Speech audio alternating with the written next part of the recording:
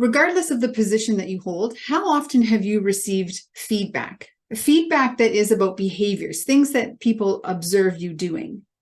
You yourself may even be aware of behaviors that are toxic, negative, have really far-reaching ripple impact. And yet, we fall into a pattern or a trap of continuing to behave in the same way.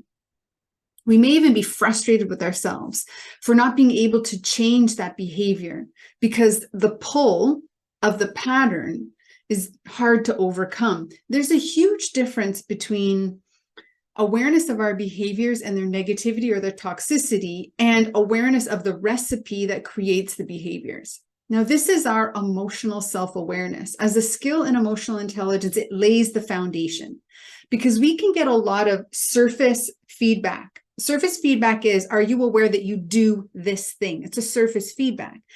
And so we might be aware of it, and yet we have a hard time changing it. Emotional self-awareness is the depth at which we can come from the surface and figure out what is the recipe that creates that behavior. Once you learn the recipe, then you have a chance at creating the formula that actually corrects the behavior and no longer fall into the trap that leads to the negativity and toxicity.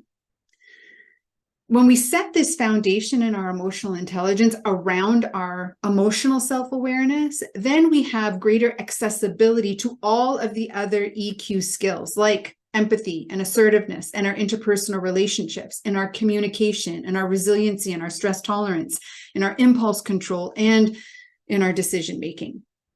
Without the foundation, it becomes much harder to actually access these other skills. And as a huge FYI, most of those skills live in our prefrontal cortex, the part of our brain that accesses intellect, IQ.